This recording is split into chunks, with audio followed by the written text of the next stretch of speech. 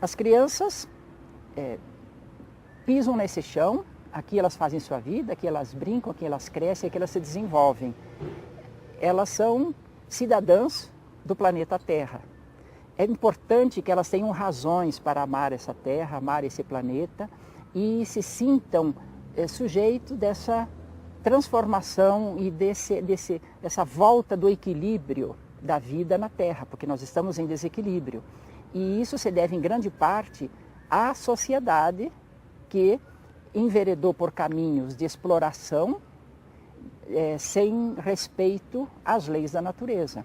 Então, quando a criança se insere nessa dinâmica da reconstrução das condições de equilíbrio na Terra, ela vai formando valores e comportamentos que vão permanecer ao longo de sua vida. E a primeira infância é o período mais importante, o mais sensível para formar valores da vida, que vão se prolongar. Eu tenho visto, por exemplo, adultos que têm dificuldade de selecionar, separar o lixo.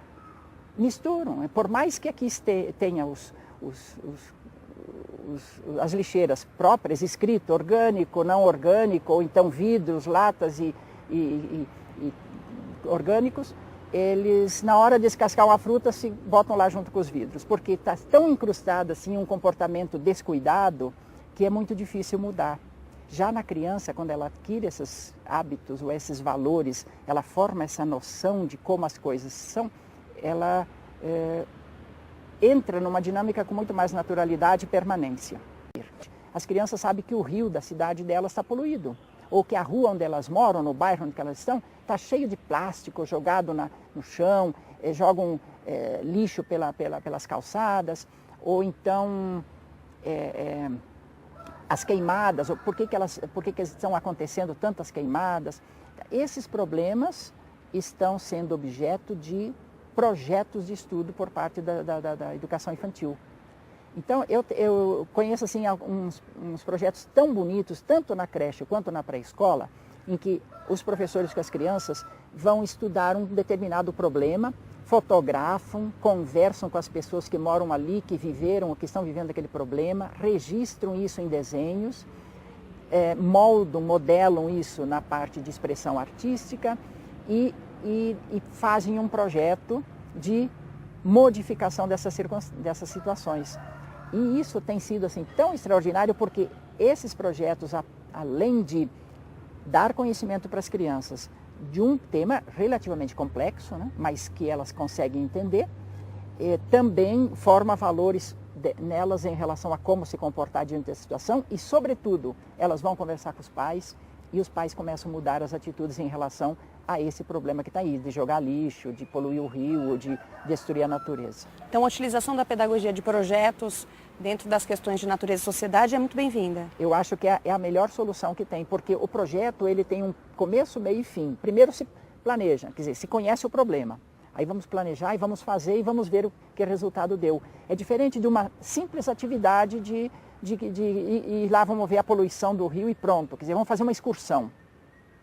Vamos passear na reserva florestal, né, para conhecer, ouvir os passarinhos. Isso é muito descomprometido. Já é um começo, né, mas é muito sem consequências. Por isso que o projeto, ele envolve as crianças na produção de uma solução. Esse é o ponto de partida.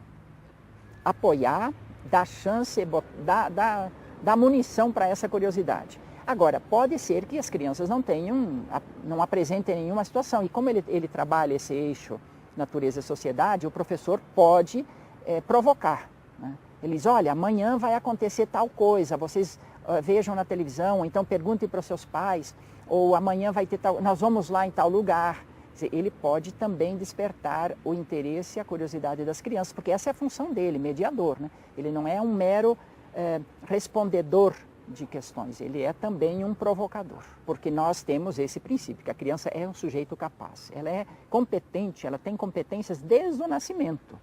as competências vão se desenvolvendo e crescendo, mas ela é uma pessoa com capacidade de situar-se no mundo e ir descobrindo as suas relações com esse mundo. Não precisa ser colocado tudo dentro dela. Tanto assim que a gente diz, voltando àquele velho sentido de educação, né? Educere, é trazer de dentro para fora. Esse é o sentido da educação, é puxar de dentro para fora, ou seja, instrumentalizar as crianças para que elas consigam entender-se, identificar e expressar.